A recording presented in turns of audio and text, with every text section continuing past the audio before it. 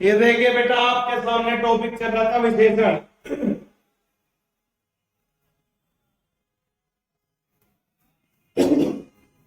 क्या टॉपिक था बेटा हमारा? विशेषण। और विशेषण में बेटा हमने क्या पढ़ लिया? विशेषण में हम संख्यावाचक पर आ गए थे। कहां आ गए थे बेटा? संख्यावाचक। ये देखिए बेटा संख्यावाचक विशेषण लिखा हुआ है। संख्यावाचक विशेषण वे विशेषण शब्द संज्ञा तथा सर्वनाम की निश्चित या अनिश्चित संख्या का बोध कराते, उसे क्या बोलते हैं बेटा? संख्यावाचक विशेषण।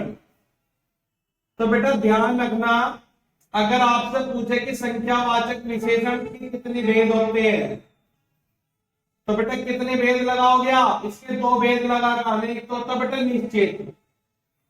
क्या होता है बेटा? एक होता है निश्चित संख्यावाचक और एक होता है अनिश्चित। एक क्या होता है बेटा? अनिश्चित। संख्यावाचक विशेषण में दूसरी बात नोट करनी है बेटा, जहां हम वस्तुओं को गिन सके या जब किसी वस्तु को गिना जा सके तो वहां कौन सा विशेषण होता है? संख्यावाचक। कौन सा होता है बेटा? संख्यावाचक। अब देखिए यहां पर संख्यावाचक विशेषण कितने प्रकार के होते हैं? दो। कौन कौन से होते हैं बेटा? निश्चित और अनिश्चित। कौन कौन से होते हैं बेटा? निश्चित संख्यावाचक और अनिश्चित संख्यावाचक। तो सबसे पहले बेटा हम पढ़ लेते हैं निश्चित। यहां पे लिखा हुआ है वे विशेषण शब्द जो संज्ञा तथा सर्वनाम की निश्चित संख्या का बोध कराएं। कहने का मतलब जो भी सेंटेंस लिखा होगा वो क्या होगा? निश्चित। यानी कि संख्या क्या होगी? वहां पे फिक्स होगी। जैसे यहां लिख रहा है कि अशोक का कक्षा में प्रथम स्थान है। कौन सा स्थान है बेटा? प्रथम। तो आप बताओ बेटा प्रथम क्या है? इसने बात निश्चित कर दी कि कौन सा स्थान है? प्रथम। और उस कक्षा में जाकर अशोक का स्थान हम गिन सकते हैं? नहीं गिन सकते? बिल्कुल गिन सकते हैं। तो जहां चीजें गिनी जाए और बात निश्चित हो जाए तो कौन सा होगा बेटा? निश्चित संख्यावाचक विशेषण होगा। क्लियर है? जैसे यहां लिखा हुआ है कि कक्षा में 40 छात्राएं बैठी हुई हैं। कितनी छात्राएं बैठी हुई है बेटा? 40। संख्या भी निश्चित है और कक्षा में जो छात्राएं उन्हें हम गिन भी सकते हैं। गांव के दोनों ओर पानी भरा, यानी कि उस कोने पे भी और इस कोने पे भी, दोनों कोने निश्चित है।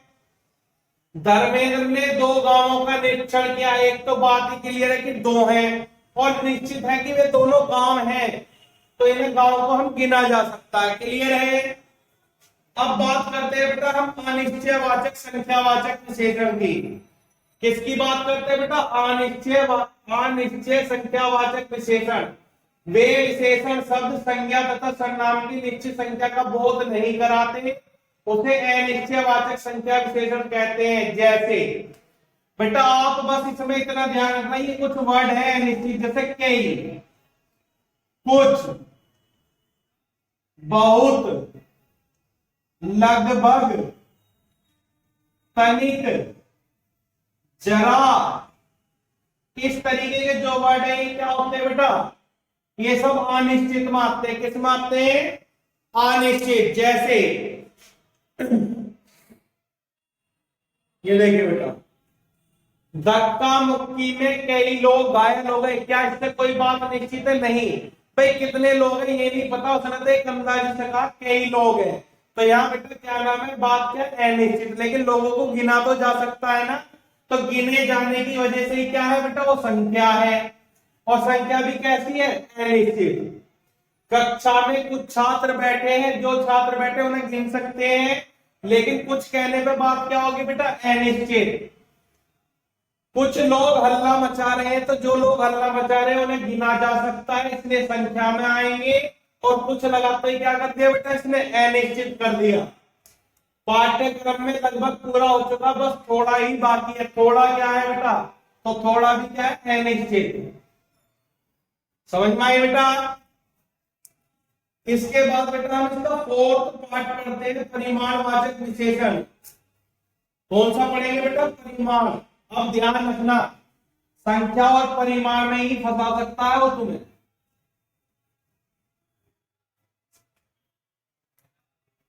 क्या लिखा है बेटा? परिमाणवाचक विशेषण। कौन सा बेटा? परिमाणवाचक।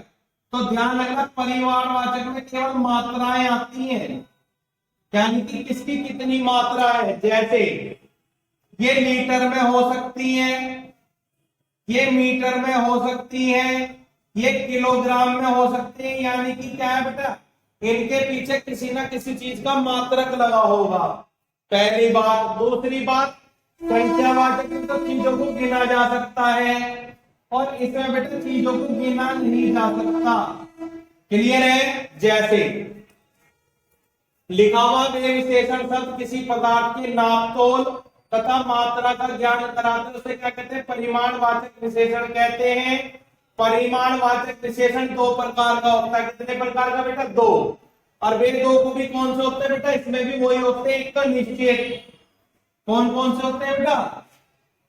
एक तो निश्चित होता है, और एक होता है बेटा अनिश्चित। निश्चित मतलब जब जो शब्द किसी बात को निश्चित कर देगा। निश्चित मतलब जैसा भी हमने इधर पढ़े थे, थोड़ा, कुछ, बहुत। क्लियर है? अब यहां लिखा हुआ बेटा निश्चित परिमाणवाचक विशेषण। जैसे 5 मीटर कपड़ा, तो देखो 5 के बाद क्या लगाया? मीटर, यानी कि मीटर क्या है? मात्रा बताई है। और कपड़े को हम गिन भी नहीं सकते, अगर 5 मीटर कपड़ा उसे गिना नहीं जा सकता, क्योंकि 5 बताई है तो निश्चित है।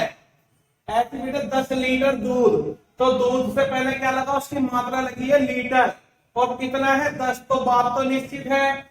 तो बेटा दो ही बात ध्यान रखनी है। एक तो ये कि अगर परिमाण है तो इस तरीके की मात्रा लगी होगी, और निश्चित बात है तो निश्चित संख्या दी होगी, जैसे 5, 10, 2।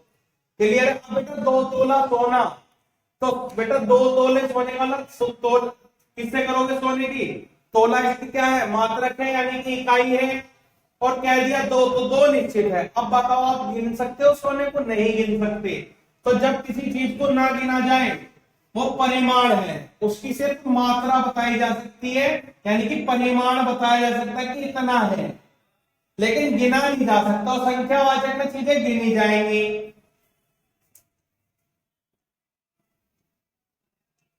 यहां देखिए बेटा, अनिश्चय परिमाणवाचक। अब बात तो इसमें परिमाण की होगी, यानी कि गिना तो जाएगा नहीं, लेकिन बात कैसी होगी? अनिश्चित। जैसे देखो जरा सी चाय, अब तुम बताओ चाय कैसी होगी बेटा? लिक्विड फॉर्म में होगी, उसे गिना तो जा नहीं सकता। और कितनी है? जरा सी, यानी कि कोई बात अनिश्चित है।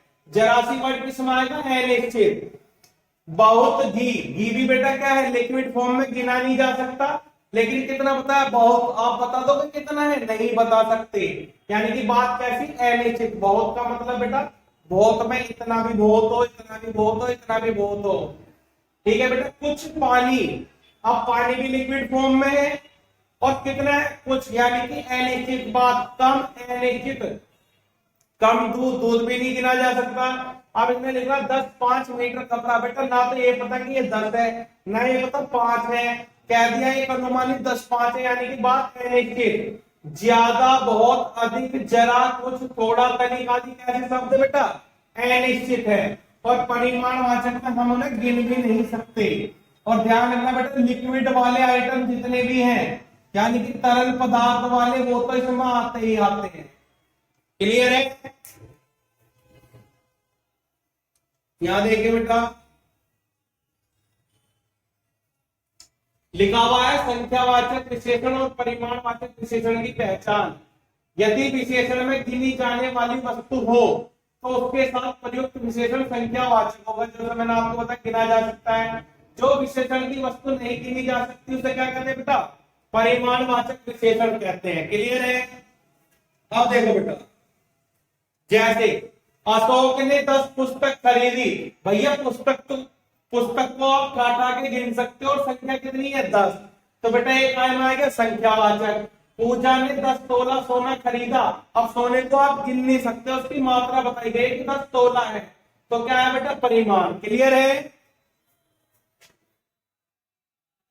सारनामिक विशेषण में बेटा कल आपको कराई चुका हूं।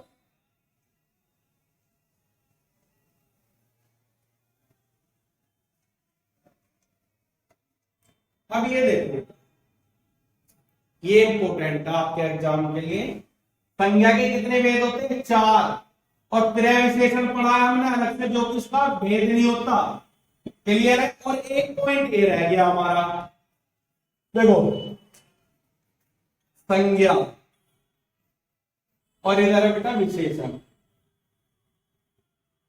अब बेटा संज्ञा आप जानते हो कर्ता, जैसे यहां लिख रहा अर्थ, अर्थ क्या है? एक संज्ञा है। ठीक है, तो ध्यान रखना बेटा विशेषण के अंदर क्या क्या चीजें होंगी। एक तो संज्ञा होगा यानी कि कर्ता के रूप में, प्लस इसमें क्या जोड़ेगा बेटा? प्रत्यय।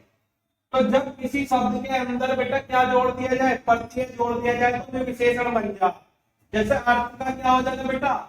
अर्थ में जोड़ दिया आपने एक, क्या बन गया? आर्थिक।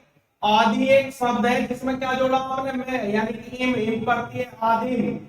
आत्मा का क्या होगा बेटा? आत्मिक। इतिहास का क्या हो जाएगा? ऐतिहासिक। उद्योग का औद्योगिक। उन्नति का उन्नतिशील। घर का घरेलू। चक्षु का चक्षुष। चमक का चमकीला। अलंकार का अलंकारिक। अपमान का अपमानित। आदर का आदरणीय। तो बेटा ये देखो, ये सब क्या है? एक शब्द है, संज्ञा के रूप में हो सकते हैं। ठीक है बेटा, कर्ता इस तरीके समझो सब्जेक्ट के रूप में। और अगर कभी भी कर्ता या संज्ञा में कोई प्रत्यय जुड़ जाए तो किसके अंदर आ जाएगा? विशेषण। जैसे ये देखो बेटा, अपमान, और इसमें क्या बनाया इन्होंने? अपमानित। तो इसमें बेटा एक प्रत्यय जोड़ दिया, और ये क्या है? मूल शब्द। ऐसे भी याद रख सकते हो कि जो विशेषण होता है मूल शब्द में अगर पीछे कुछ जुड़ा हो, यानी कि प्रत्यय के रूप में, प्रत्यय मतलब पीछे जुड़ते हैं शब्दों के, तो मूल शब्द में अगर तुम्हें प्रत्यय लिखा हुआ दिख जाए तो क्या होगा? विशेषण होगा। क्लियर है? जैसे बेटा आदर एक मूल शब्द है, और आदर से कोई नया शब्द बनाया इन्होंने आदरणीय, यानी कि इसमें प्रत्यय जोड़ा है। ईश्वर से बनाया ईश्वरीय। इच्छा, इच्छा एक मूल शब्द, और इच्छा से क्या बनाया इन्होंने? ऐच्छिक, यानी कि इसमें परिवर्तन कर दिया, क्या लगा के? प्रत्यय। कुल का क्या हो जाएगा बेटा? कुलीन। कृपा का क्या हो जाएगा? कृपालु। कृपा क्या? मूल शब्द। और मूल शब्द में जब भी पीछे बेटा प्रत्यय के रूप में कुछ भी जुड़ जा तो वो विशेषण में बदल जाता है। क्लियर है?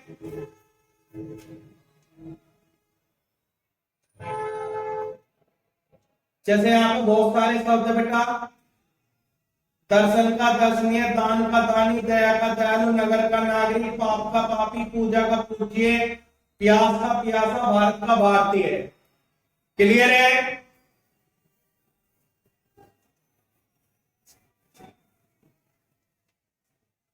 अब बेटा एक बात सुन लो, जिस बच्चे का यूपी कांस्टेबल